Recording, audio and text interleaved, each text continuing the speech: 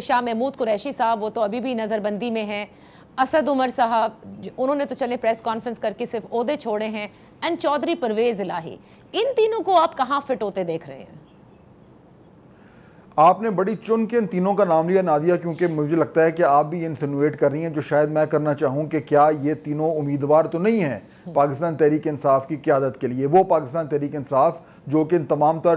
ڈسرشنز کے بعد بچ جائے گی، وہ ایک ٹرنکیٹڈ